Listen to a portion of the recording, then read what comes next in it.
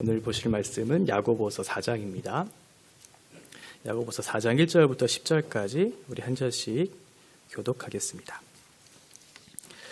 너희 중에 싸움이 어디로부터 다툼이 어디로부터 나느냐? 너희 지체 중에서 싸우는 정욕으로부터 나는 것이 아니냐?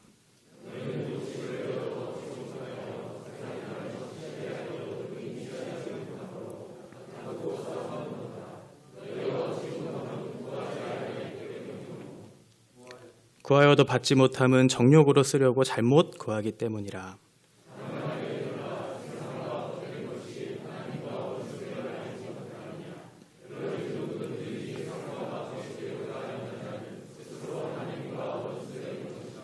너희는 하나님이 우리 속에 거하게 하신 성령이 시기하기까지 사모하다 한다 하신 말씀을 헛된 줄로 생각하느냐?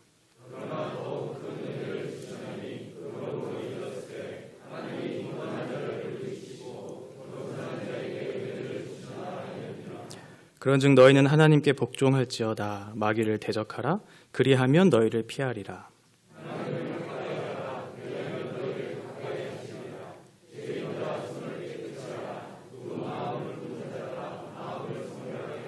슬퍼하며 애통하며 울지어다. 너희 웃음을 애통으로 너희 즐거움을 근심으로 바꿀지어다. 주 앞에서 낮추라. 그리하면 주께서 너희를 높이시리라. 아멘. 자리에 앉으시겠습니다. 하나님 은혜를 감사합니다. 오늘도 거룩한 날 하나님 앞에 예배할 수 있도록 인도해 주시니 감사합니다. 우리의 마음의 심령이 주님을 향할 수 있도록 주께서 붙잡아 주시고 말씀을 통해서 살아계신 하나님을 경험케 하여 주시고 우리 가운데 찾아오신 하나님으로 인해서 우리의 인격과 우리의 신앙이 아름답게 변화될 수 있도록 주께서 붙잡아 주시옵소서. 오늘 예배도 성령께서 충만하게 역사하여 주시기를 간절히 원하오고 예수님의 이름으로 기도합니다. 아멘. 네, 여러분들은 모두 다 성경책을 갖고 계시죠? 지금 오늘날의 형태를 취한 이 성경은 모두 다 장절을 구분하고 있습니다. 책별로 장과 절이 구분되어 있죠. 그런데 원본에 보면 이렇게 장과 절이 구분되어 있지 않아요. 하나의 두루마리에 이렇게 책에 장절 구분 없이 그렇게 성경을 기록한 것을 보게 됩니다. 장과 절을 구분하고 또 단락을 구분해 놓은 것은 어떻게 보면 우리에게 성경을 볼 때 굉장한 유익을 가져다 주기도 합니다. 하나님께서 이 말씀을 어떻게 구분해 놓으셨고 우리에게 어떠한 구조 안에서 이 말씀을 해석해야 될지를 알 수 있기 때문에 그런데요. 그런데 가끔은 그 성경이 가지고 있는 그 구조 또 장절 이런 것들 때문에 성경을 바르게 해석하지 못하게 하는 걸림돌이 되기도 합니다.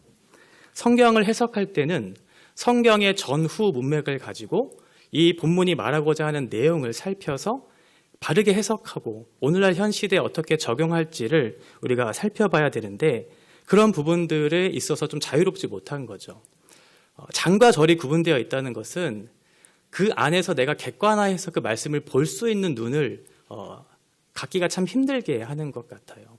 그래서 성경이 정말 우리에게 말씀하시고자 하시는 내용이 무엇인가 이 부분들을 살핌에 있어서 조금 더 구체적으로 면밀히 살피지 않으면 이 성경을 오해할 수 있고 잘못 해석할 수 있기 때문에 그렇습니다. 제가 왜 먼저 이 말씀을 드리냐면 우리가 지금 야고보서 4장 1절부터 10절까지의 말씀을 읽었잖아요. 그런데 4장 1절부터 3절까지의 내용이 앞에 있는 본문과 서로 연결되기 때문에 그렇습니다. 야고보서 3장 13절부터 18절의 내용에 보면 땅에 있는 것과 하늘에 있는 것을 서로 구분하는 내용이 나와요. 땅에 속한 것과 하늘에 속한 것에 대한 구분점 그리고 그것을 통해서 나타난 열매들을 서로 대조하면서 지금 비교하고 있죠. 13절부터 18절까지는 땅에 있는 것에 우리의 마음을 빼앗겨 분열을 일으키는 시기와 다툼에 관해서 얘기하고 있고 하늘에 속한 지혜를 따를 때 어떠한 열매를 맺게 되는가 그것은 18절에 결론적으로 화평의 열매를 맺게 된다 이렇게 말씀하고 있기 때문에 그래요. 하나는 분열과 하나는 하나됨 이것을 대조적으로 말씀하고 있죠. 그러면 여기 안에서 이 본문이 끝나도 사실은 이상하지 않아요. 그런데 4장에 넘어와서는 이 주제를 가지고 계속해서 얘기하고 있다는 사실을 발견하게 됩니다. 그것이 1절부터 3절까지의 내용이에요. 먼저 1절과 2절 상반절까지의 구조를 잠깐 살펴보면 먼저는 1절에 싸움과 다툼이라고 하는 주제가 다시 한번 나오죠. 그리고 2절 중반부까지 싸움과 다툼이라고 하는 이 주제를 다시 한번 언급해요. 그러니까 3장의 분열, 그리고 그 중간에 하나됨, 그리고 다시 싸움과 다툼이라고 하는 이런 주제로 넘어오면서 지금 야고보 사도는 그 주제에 대한 초점을 다시 전환시키고 있는 것 같지만 이 3장의 주제와 연결시켜서 지금 얘기하고자 하는 것들을 우리가 살펴볼 수 있죠. 그러면 다시 한번 이 말을 야고보 사도가 우리에게 주신 의미는 무엇일까요? 다시 한번 얘기했다는 것은 무엇인가를 강조했다는 거거든요. 그런데 이 구조를 잘 살펴보시면 성경에 보면 많은 교차 이런 구조가 나와요. 이것을 이제 카이즘 구조라고 하는데요. 이것은 어떠한 구조 안에서 이 본문의 단락이 강조하고자 하는 메시지가 어떠한 것인지를 우리에게 밝혀주기 위한 하나의 장치입니다. 그래서 많은 헬라 철학자들 또 고대 히브리인들 이런 사람들은 이런 장치를 통해서 그 하나님의 말씀 또는 자신들이 추구하는 어떤 문학 이런 것들에 대해서 어떠한 것에 강조점을 두고 있는가를 찾아내는 하나의 장치, 기억 장치로 이것들을 마련했어요. 지금 야고보 사도도 그런 구조를 지금 택하고 있는 거죠. 한 번 더 싸움과 다툼이라고 하는 그런 주제로 넘어가면서 너희가 정말 이 시대, 이 상황 속에서 어떠한 문제를 가지고 너희들이 서로 다투고 있는지에 대해서 다시 한번 강조하려고 하는 겁니다. 그런데 문제는 뭐냐면 이 구조라고 하는 것이 우리가 일반적으로 할 때 가장 가운데 있는 부분들을 핵심 메시지라고 그렇게 생각하는 경우들이 많아요. 많은 어떤 사람들이 그렇게 얘기하고 있기 때문에 그렇죠. 그런데 제가 아까 말씀드렸던 것처럼 이 카이즘 구조라고 하는 것은 중심에 있는 메시지를 강조하기 위한 기법이 아니라 그 구조를 통해서 이 단락이 얘기하고 있는 그런 어떤 핵심적인 주제나 이런 어떤 내용들을 기억하기 위한 장치라는 것을 기억하셔야 돼요. 일반적으로 알고 있는 것은 가운데 부분이 중심 주제라고 생각할 수 있잖아요. 그런데 우리가 지금 1절과 2절 상반절에 보면 앞뒤를 둘러싸고 있는 싸움과 다툼이라고 하는 이 주제가 지금 야고보 사도가 강조하고자 하는 그런 내용이다라고 하는 것이죠.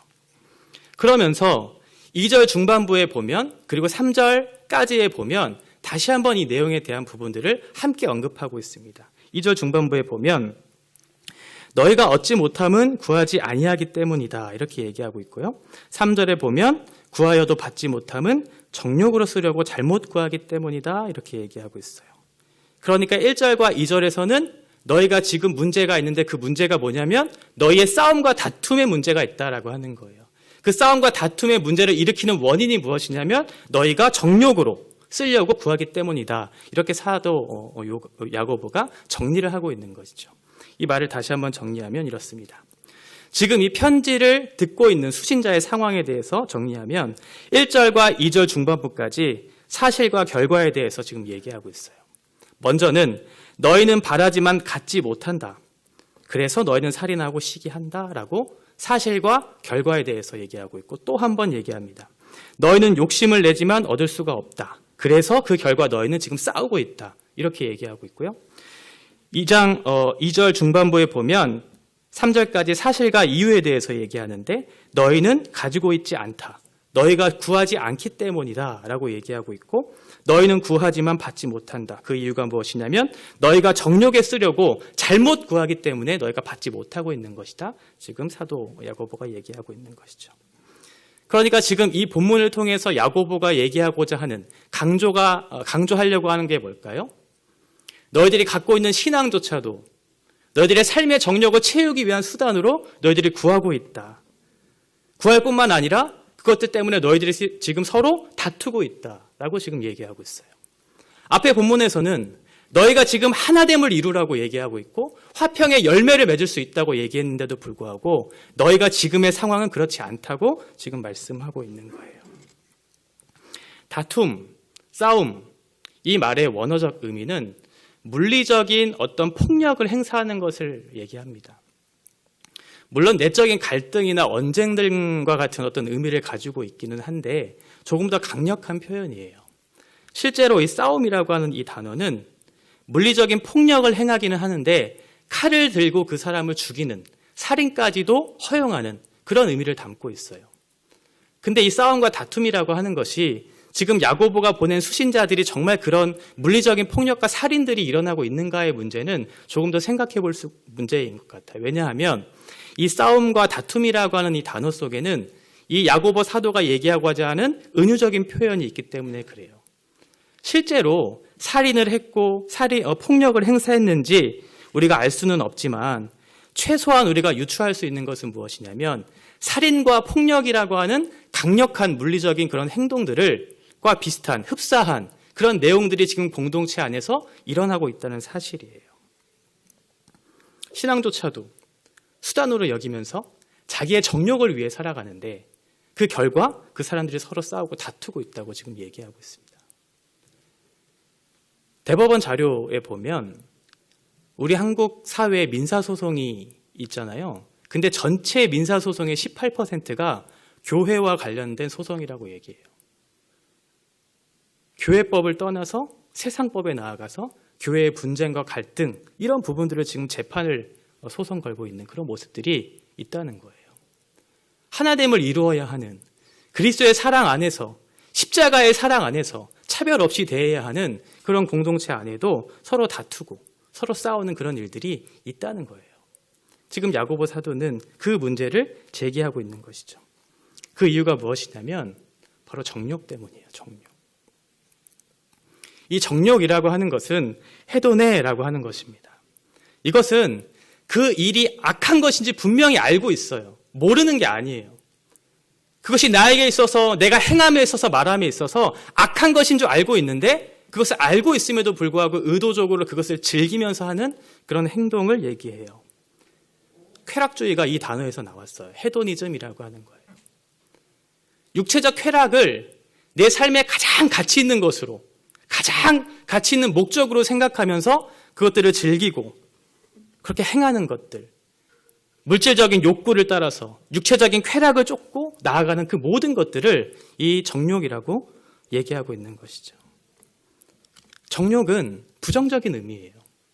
너희가 정욕을 따라 행했기 때문에 너희가 지금 시기하고 싸우고 다투고 있다고 얘기합니다. 그러면 우리는 이 정욕에 대해서 어떻게 생각해야 되는가? 어떠한 방향으로 나아가야 하는가?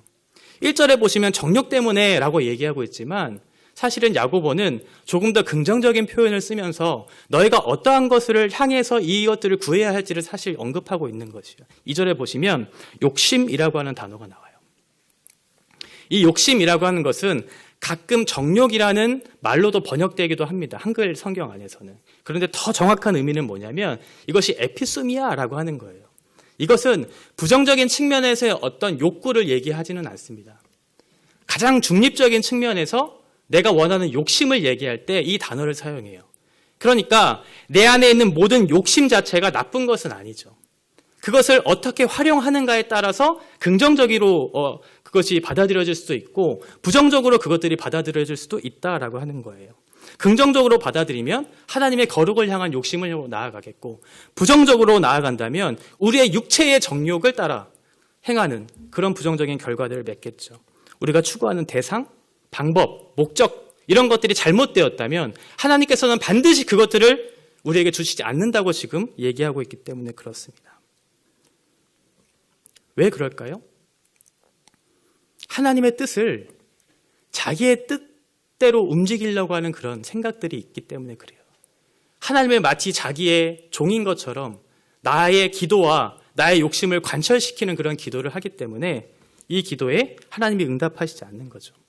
이것이 하나님의 뜻입니다 라고 그렇게 얘기하고는 있지만 실제적으로 하나님의 뜻이라고 생각하지 않으면서 나에게 이익이 되는 방향으로 정욕을 추구하며 살기 위한 방향으로 그것들을 구하기 때문에 얻지 못한다라고 얘기해요.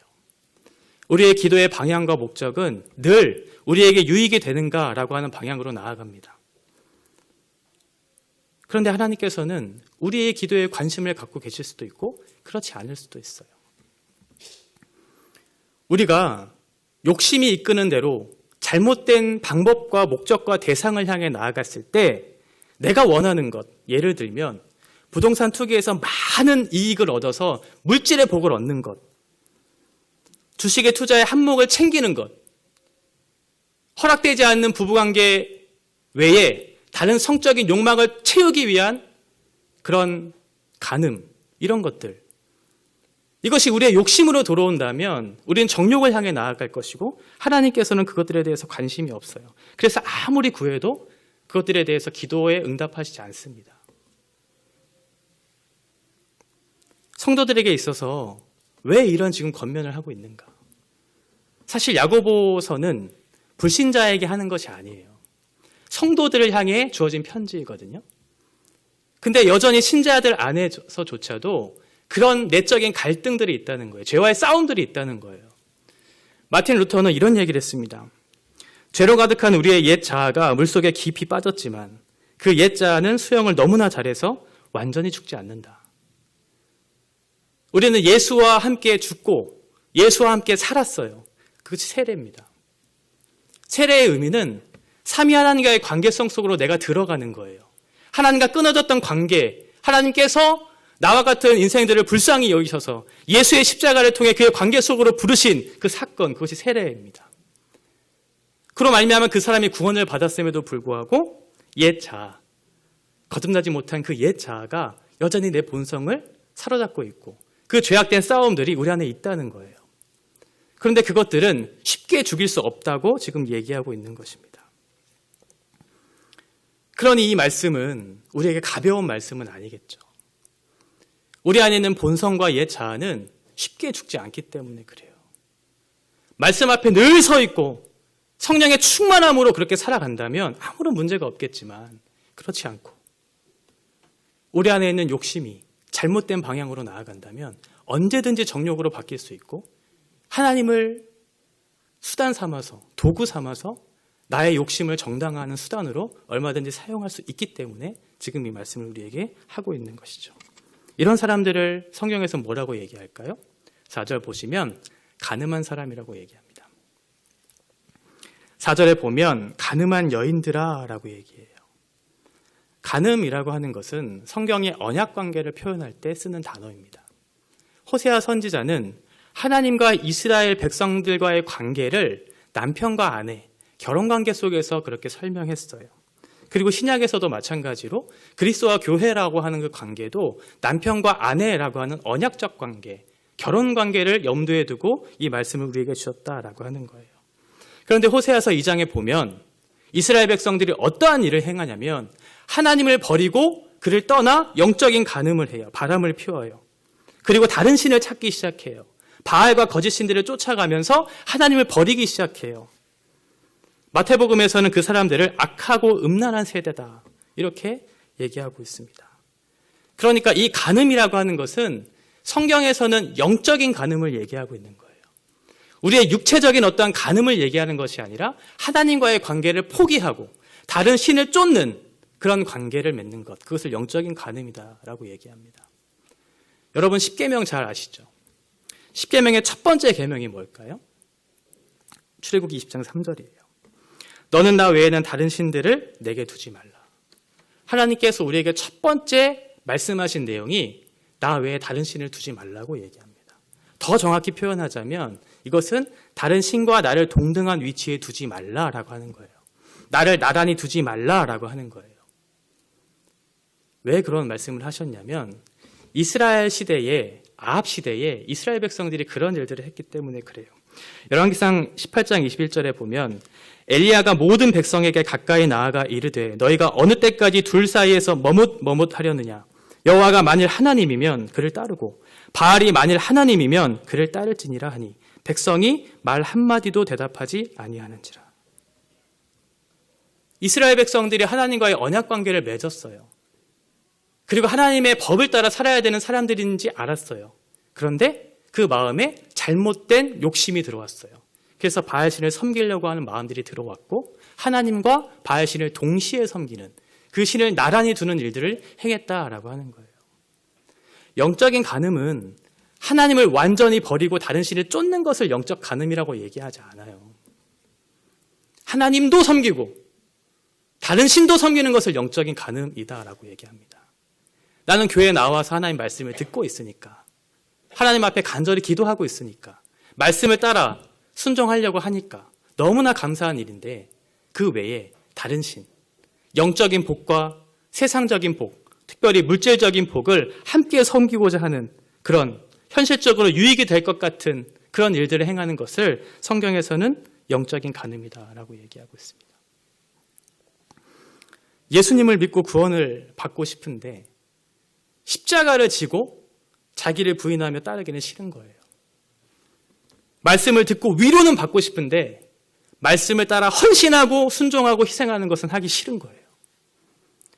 영적인 복은 누리고 싶은데 가난, 고난, 핍박이라고 하는 것은 싫은 거예요. 그것을 영적인 간음이다라고 얘기하고 있습니다. 그런데 왜 하필 간음한 여인이라고 얘기했을까? 이 본문을 가지고 오해하시면 안 돼요. 여인을 비하하거나 그런 내용이 아닙니다. 간음한 여인이라고 하는 것은 여성형 명사를 그렇게 사용했기 때문에 그래요. 히브리어에서는 명사가 여성과 이렇게 남성으로 나뉘거든요. 여인이라고 하는 것, 교회, 이스라엘 백성들 이런 것들 다 여성형으로 표현했어요. 그래서 더 정확히 우리가 표현하자면 가늠한 여인들아 이렇게 얘기하기보다는 가늠한 사람들 이렇게 표현하는 것이 더 적절해 보여요. 하나님의 뜻을 저버리고 세상적인 욕망을 따라 추구하며 살아가는 그 모든 사람들을 성경에서는 가늠한 사람들이다라고 얘기하고 있습니다. 그래서 야고보서 안에서는 이 사람을 어떻게 표현하냐면 두 마음을 품은 자. 말씀드렸죠? 나란히 두는 것이라고요. 두 마음을 품은 자. 이것을 하나님께서는 원수된 자다라고 얘기하고 있고 그 원수된 자의 특징이 뭐냐면 세상과 벗하는 것이다 이렇게 말씀하고 있습니다. 그러면 야고보서 안에서 세상과 벗한 하나님과 원수된 사람들의 특징이 어떤 것인가? 2장에 보면 사람들을 차별하는 거예요. 사람들의 외모를 보고 평가하기 시작합니다. 두 번째 특징은 3장에 보면 말로써 거짓을 행해요. 혀로 다른 거짓을 행하고 다른 사람들을 비판하고 정죄하기 시작해요. 그리고 오늘 본문의 4장에서는 자신들의 쾌락을 추구하면서 살아가요. 이 사람들이 세상과 벗한 사람들이에요. 하나님과 원수된 사람들이라고 그렇게 말씀하고 있습니다. 그러면 세상이라고 하는 것이 과연 어떤 것인가 라고 하는 것에 대한 질문이 들겠죠. 세상은 꼭 나쁜 것인가? 사실은 그렇지 않아요. 하나님께서 만드신 창조하신 세상이라고 하는 것은 긍정적인 의미에서의 세상이에요. 그런데 성경에서 부정적인 의미에서 세상과 벗하지 말라, 세상으로 나아가지 말라라고 하는 것은 하나님께서 창조하신 것 이외에 어떠한 다른 외적인 요소들이 들어와서 그 세계를 만들어버린 특별히 죄이겠죠. 죄가 들어온 세상, 그 세상을 부정적인 의미에서의 세상이다라고 얘기합니다. 그러니까 세상이라고 하는 것은 어떤 지리적인 위치를 얘기하고 있는 것도 아니고요. 물리적인 어떤 영역을 얘기하고 있는 것도 아니고 세상을 향한다라고 하는 것은 우리의 마음의 중심이, 우리의 마음의 경향성이 하나님을 향하고 있는가, 육체의 정욕을 따르고 있는가를 따라서 우리가 판단할 수 있다고 지금 얘기하고 있는 거예요. 지금 수신자들의 상황이 어때요? 4절까지 얘기하고 있어요. 너희는 지금 싸움과 다툼을 하고 있다. 그 이유는 무엇이냐면 정욕대로 구하기 때문에 그렇다. 그런 사람들을 뭐라고 얘기하는가? 영적인 간음을 행하는 사람이라고 지금 수신자들의 상황에 대해서 그 사람들의 문제에 대해서 4절까지 야고보가 얘기하고 있어요. 그러면서 야고보가 무슨 얘기를 하려고 할까요? 너희들 잘못 살았으니까 너희들 정죄받아 마땅해 이 얘기를 하려고 하는 걸까요? 그렇지 않죠. 5절부터 하나님께서 너희들이 나를 선택해야 되는 이유에 대해서 제시해 주세요. 너희가 세상 속으로 들어가지 말고 세상의 정욕을 따라 살아가는 것은 잘못된 것이니 나를 따라야 한다. 그 해결책이 나에게 있다. 그 이유가 무엇인지 내가 제시해 줄게라고 5절부터 얘기합니다. 5절에 보시면 첫 번째 이유예요. 너희는 하나님이 우리 속에 거하게 하신 성령이 시기하기까지 사모한다 하신 말씀을 헛된 줄로 생각하느냐라고 얘기하고 있어요. 사실 이 야고보서 4장 5절의 말씀이 성경 전체를 통틀어서 아주 가장은 아니지만 아주 난해한 구절 중에 하나예요. 그래서 많은 학자들이 이 본문을 어떻게 해석하느냐에 따라서 이 본문의 해석들이 조금씩 달라집니다. 왜 그러냐 하면 이 헬라어 원문 안에는 단어 안에는 여러 가지 의미가 있기 때문에 그렇고 이것이 긍정의 표현인가 부정의 표현인가라고 하는 두 가지의 의미에 대해서 어떤 것을 선택하느냐에 따라서 이 본문이 해석이 달라질 수 있기 때문에 그래요. 그런데 문제는 뭐냐면 한 가지를 선택하면 너무나 좋겠는데 두 가지 다 문법적으로 가능하기 때문에 이 본문 말씀이 어렵다라고 얘기하고 있습니다. 영어 성경을 찾아봤는데 이 네 가지의 성경에 어떻게 지금 표현하고 있냐면 위에 두 가지는 성령, 하나님 이것을 주어로 표현하고 있어요. 그가 우리 안에 살도록 하신 영이 격렬히 시기한다. 우리 안에 거하시는 영이 시기할 정도까지 갈망한다. 우리 안에 거하게 하신 영을 허락하신 분은 하나님은 분명해요. 그런데 그 영이 누군가에 대한 것들은 불분명해요. 그 주어가 누구인가라고 하는 문제가 하나 생기고요. 두 번째는 뒤에 보면 목적어로 이것들을 해석했어요. 그가 자신이 우리 안에 거하도록 만드신 영에 대해서 시기하여 열망한다. 그가 우리 안에 살도록 만드신 성령을 시기하여 바란다. 이렇게 얘기하고 있어요. 여러 가지 문제가 있지만 가장 큰 핵심적인 문제 두 가지를 좀 추려봤어요. 그게 뭐냐면 첫 번째는 하나님이 우리 안에 거하게 하신 것, 이거 과연 무엇인가? 라고 하는 거예요. 이것이 사람의 영인가? 아니면 성령을 얘기하고 있는 것인가? 라고 하는 것입니다. 두 번째는 시기하기까지 갈망하는 것, 이것이 과연 긍정적인 표현인가? 부정적인 표현인가? 라고 하는 거예요. 이 두 가지 문제를 좀 다루면서 이 본문이 얘기하고자 하는 것이 어떤 것인지 좀 결론을 맺으려고 하는데요. 첫 번째 문제는 하나님이 우리 안에 거하게 하신 것, 이것은 마치 우리 안에 있는 창조된 어떤 사람, 이것을 얘기하는 것처럼 여겨질 수도 있고요. 우리 안에 두신 성령을 얘기하는 것처럼 여겨질 수 있기 때문에 조금 어려운데요. 그런데 원문에 보면 이 영을 푸뉴마라고 하는 이 단어를 앞에 토라고 하는 정관사를 붙였어요. 이게 왜 중요하냐면 헬라어에는 이런 히브리어에 보면 이렇게 대문자, 소문자 이렇게 통해서 신이냐 하나님이냐 이런 것들을 구별할 수 있었는데 여기에 보면 그런 것들이 없어요. 그래서 정관사 토를 붙였어요. 토 푸뉴마라고 할 때는 일반적으로 사람을 가리킬 때 사용하는 단어가 아니에요. 그래서 신적인 어떤 용례를 선택할 때, 하나님을 선택할 때 이 토 푸뉴마라고 하는 단어를 선택합니다. 그래서 1번에 보면 우리 안에 거하게 하신 것, 이것을 누구로 볼 것인가? 성령으로 본다라고 하는 거예요. 두 번째는 이 주체가 성령이라고 한다면 성령께서 과연 우리를 향한 시기가 과연 긍정적인가 부정적인가라고 하는 것입니다. 하나님께서도 시기할 수 있는가? 라는 문제가 하나 생겨요. 왜냐하면 이 시기라고 하는 이 단어 속에는 성경의 용례에 보면 인간을 부정적으로 표현할 때만 사용했기 때문에 그래요. 신적인 요소가 개입될 요지가 없어요. 그러면 하나님께서 성령께서 시기하신다라고 하는 것이 적절한 표현 같지가 않다라고 하는 거예요. 그래서 사람들은 이것들을 사람의 영으로 취하는 사람들도 있다라고 하는 것이죠.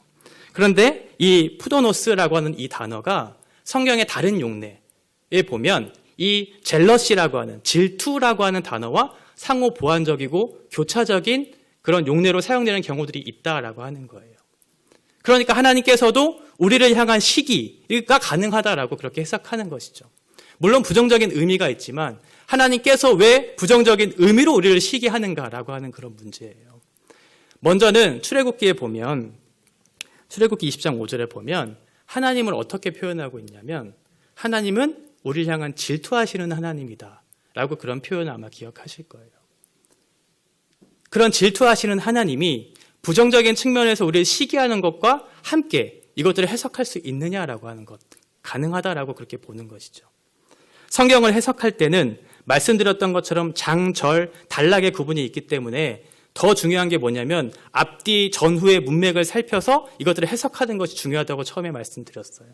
그런데 하나의 본문과 하나의 절을 해석할 때는 이 성경이라고 하는 큰 테두리 안에서 성경을 해석하는 것이 중요해요. 그것을 정경적 해석이라고 해요. 지금 야고보서의 본문의 이 4장 5절의 말씀을 해석하기 위해서 제가 가져온 본문은 출애굽기 20장 5절의 말씀이에요. 그런데 예를 들어서 여러분들이 오늘 이곳에서 지갑을 잃어버렸다고 한번 생각해 보세요. 그러면 그 지갑을 찾기 위해서 어디로 가야 될까요? 우면동에서 찾아야 될까요? 강릉에서 찾아야 될까요? 어떤 것이 더 합리적이고 보다 정확합니까? 우면동에서 찾아야 되겠죠? 이런 해석 자료의 어떤 근거가 불명확할 때는 조금 더 확실한 것들을 찾아가는 것이 더 중요해요. 그러면 이 야고보서의 4장 5절의 말씀을 보다 더 정확하게 해석하기 위해서는 야고보서 안에서의 문맥에서 이 본문을 살펴보는 것이 더 중요하겠죠? 말씀드렸던 것처럼 이 시기하다라고 하는 것이 부정도 긍정도 다 가능한 표현이기 때문에 어렵다고 말씀을 드렸어요. 그런데 결론적으로 하나님이 우리를 향하신 그 사모, 뒤에 보시면 시기와 사모가 다르게 나오거든요. 사모라고 하는 이 단어는 긍정적으로 표현했다는 데에 희망이 있다라고 하는 거예요. 사모하다, 에피포세이라고 하는 것은 하나님께서 우리를 향한 그 사랑을 긍정적으로 우리를 사랑하시는 그 마음을 표현해 주시는 그것이에요. 본래 구약의 가늠한 여인들은 어떻게 해야 되죠? 돌로 쳐 죽여야 돼요. 그렇죠? 그런데 하나님께서는 두 마음으로 그 나뉜 세상을 향해 나아가는 그 사람들을 돌로 치지 않으시고 사모한다, 갈망한다 라는 긍정적인 결론을 맺고 있다라고 하는 거예요. 이것이 역설적인 은혜라고 하는 거예요. 하나님께서 우리를 그저 내버려 두지 않으시고 세상을 향해 두 마음을 품고 간음하고 하나님을 떠났던 그 사람들을 불쌍히 여기시는 질투하는 마음으로 시기하는 마음으로 우리를 바라보고 계시지만 그것으로 끝나는 것이 아니라 우리를 사모하기까지 우리를 기다리시고 우리를 참아내시고 받아내시기를 기다리고 있다는 거예요. 이것이 너희들이 나를 선택해야 되는 첫 번째 이유라고 말씀하고 있는 것입니다. 5절의 결론을 이렇게 맺을 것 같아요. 하나님은 세상을 향해 강렬한 마음을 가진 사람들을 향해 분노하신다. 우리의 죄에 대해서는 분노하세요. 이 시기라고 하는 것은 부정적인 의미예요. 하나님은 질투하세요. 반드시 거기에 대해서 시기하세요.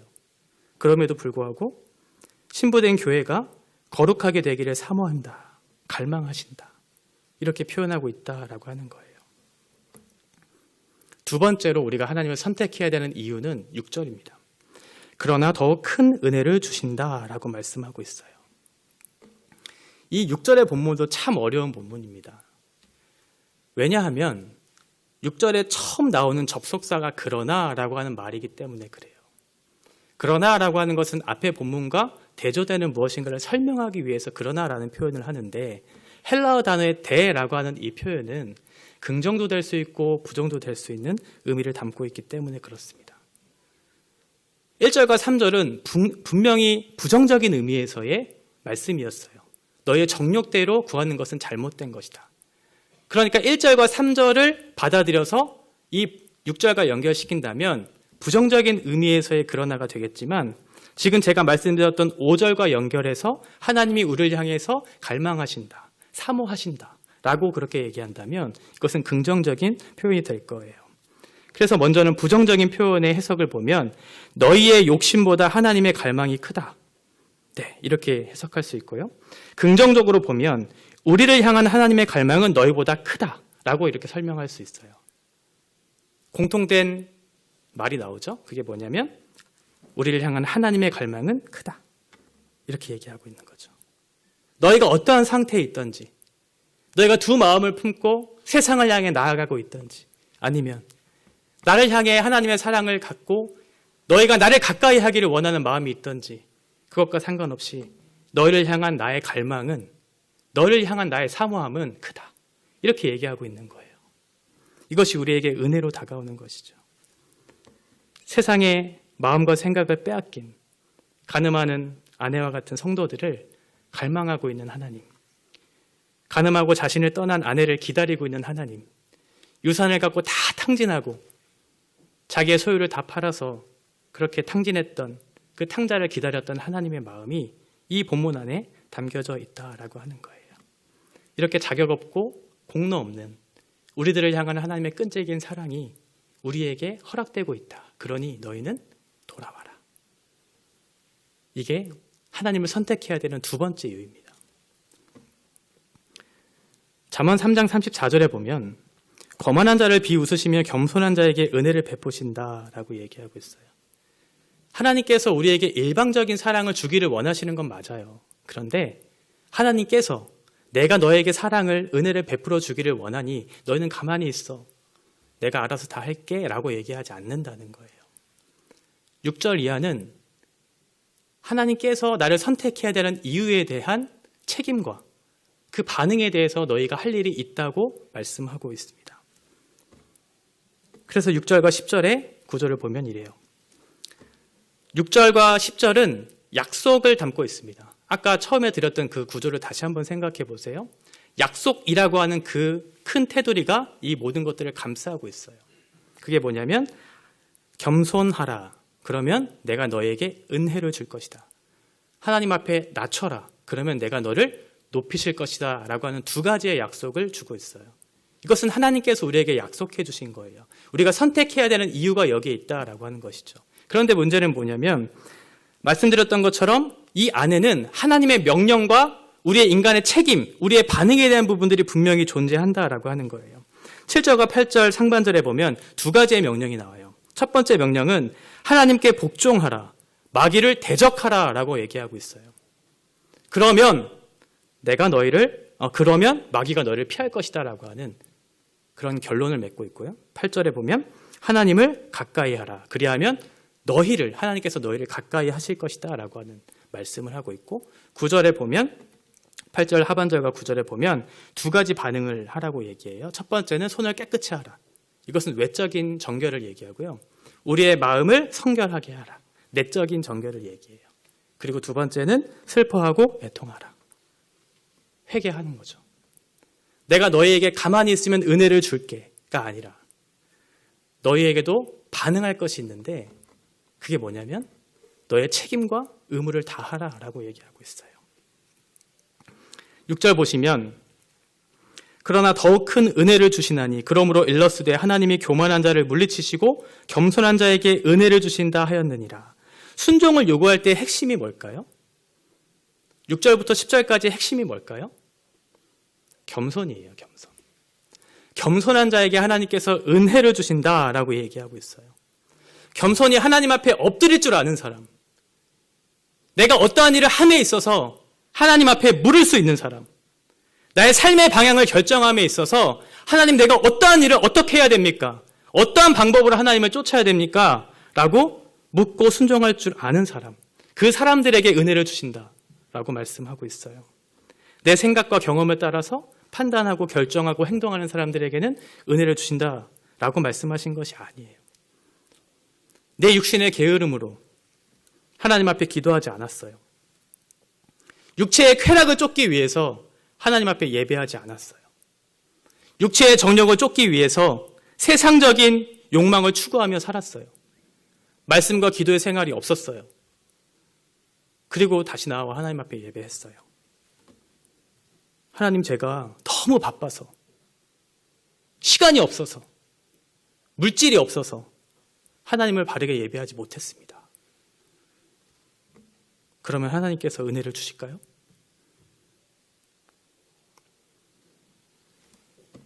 어떻게 하라고 말씀하고 있어요? 7절에 보면 첫 번째 명령이 나와요. 그런즉 너희는 하나님께 복종하라. 마귀를 대적하라. 하나님께서 너를 사모하는 마음이 있다.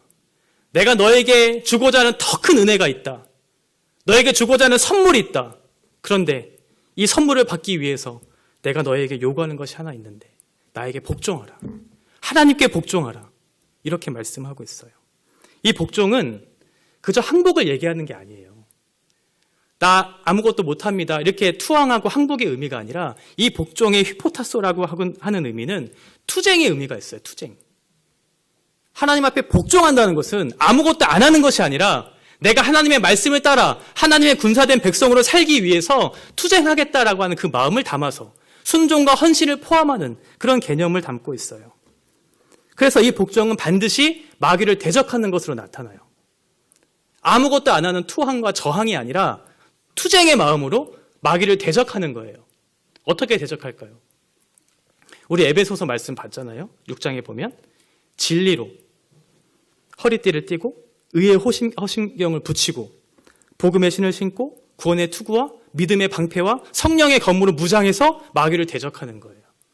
그렇게 하나님께서 우리에게 요구하고 있다라고 말씀하고 있는 거죠. 이것이 복종이에요. 복종.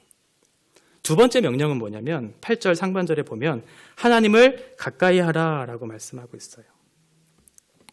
하나님을 가까이 하는 것이 두 번째 명령이에요. 하나님을 가까이 하는 것이 과연 뭘까요? 하나님은 거룩하신 분이시기 때문에 우리가 가까이 하기에 너무나 먼 그런 하나님처럼 여기실 수 있는데 하나님께서 우리에게 하나님을 가까이 하라라고 하는 이 8절의 말씀을 주신 순서를 잘 보시면 돼요. 하나님께서 우리에게 가까이 하라라고 하고 난 이후의 구절에 보면 너의 손을 깨끗이 씻으라. 내적인 마음을 청결하게 하라라고 말씀하고 있거든요. 그러니까 하나님은 거룩하신 분이니까 나는 죄가 많으니까 하나님 앞에 가지 못합니다라고 하는 것이 아니에요. 내가 깨끗하고 정결해야 하나님 앞에 갈 수 있는 것이 아니라 하나님 앞에 가까이 갔을 때 비로소 내가 깨끗해지고 정결해질 수 있다는 것을 지금 말씀해 주고 있는 것이죠.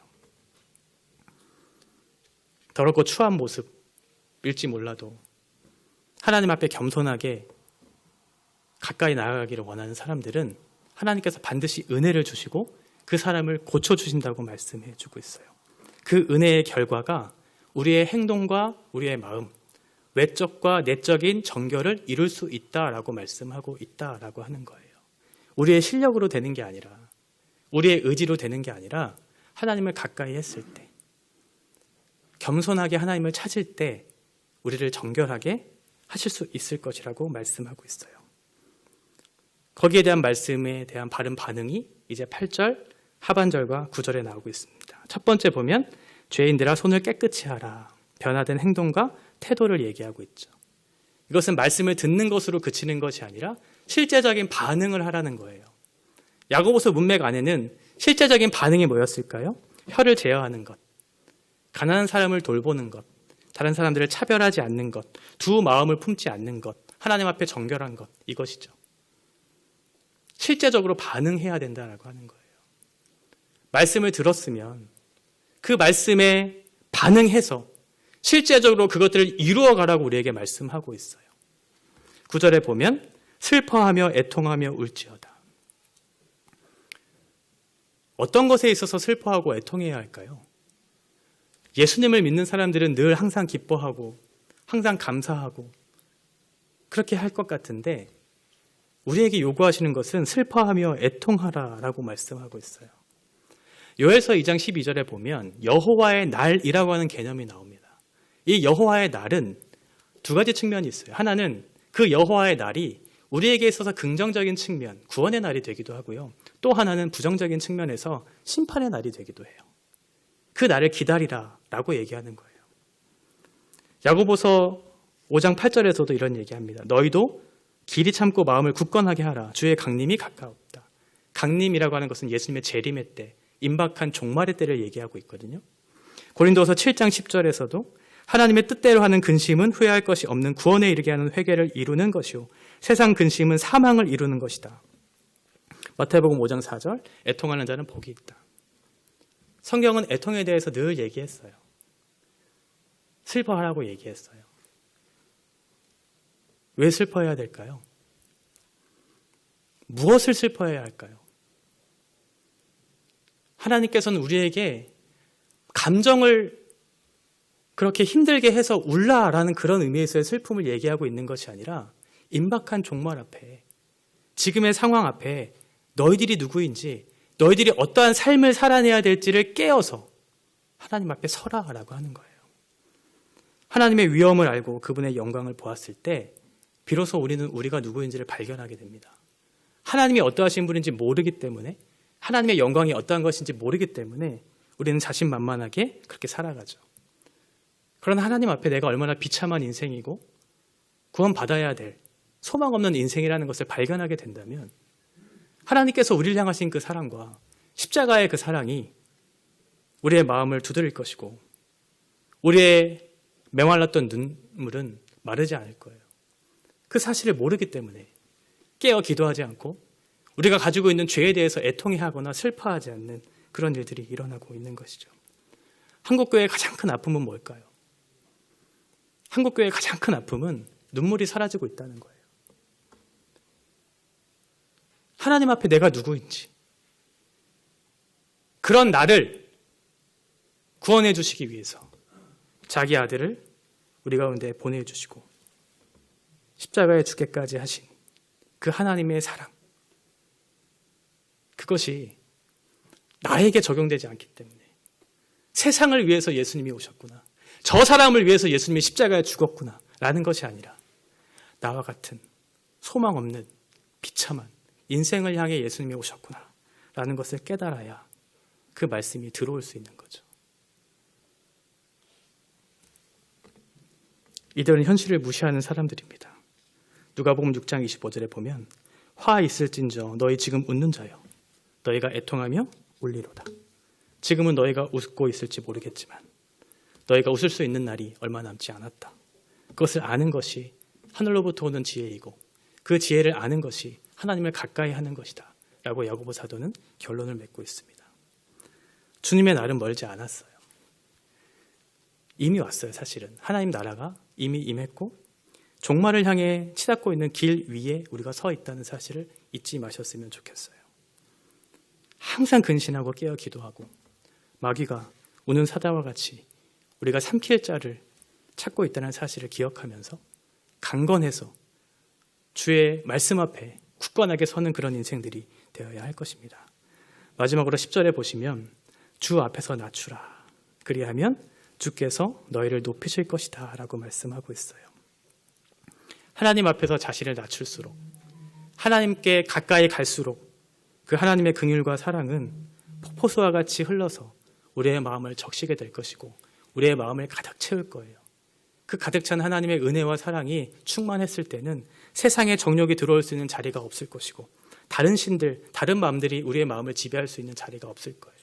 하나님을 향한 그 뜨거운 사랑, 그 긍휼하심에 대한 반응들을 하나님 앞에 드렸을 때 하나님께서는 우리를 그저 내버려 두지 않으시고 겸손한 자에게 은혜를 주심으로 반드시 너를 높이실 것이라고 약속해 주고 있어요. 이 사실을 우리가 기억한다면 이 땅에서의 삶이 비록 힘들고 우리에게 찾아오는 정욕들의 욕심들, 그 시험들이 너무나 크고 너무나 좋은 것처럼 여겨질 수 있겠지만 하나님께서 우리에게 약속하신 영원한 보호가 있다는 것과 그것이 영원한 가치라는 것을 인정한다면 우리는 이 자리를 쉽게 포기하지 않을 수 있을 거예요. 짐 엘리엇 선교사는 이런 얘기했습니다. 영원한 것을 위해 영원하지 않는 것을 포기할 줄 아는 사람은 바보가 아니다. 진짜 위대한 사람은 출발선상에 그 산 사람이 끝까지 그 경주를 마칠 때까지 포기하지 않는 거예요. 하나님의 나라가 나에게 임할 것이고 그 약속이 임할 것에 대한 소망을 갖고 살아가는 그 사람. 그래서 이 땅에서의 유한한 것과 일시적인 것에 우리의 마음을 빼앗기지 않고 영원한 하나님의 나라를 기다리면서 겸손히 하나님의 말씀 앞에 복종하고 하나님을 가까이 하는 사람들에게 그 은혜를 주실 것이라고 우리에게 말씀하고 있기 때문에 그렇습니다.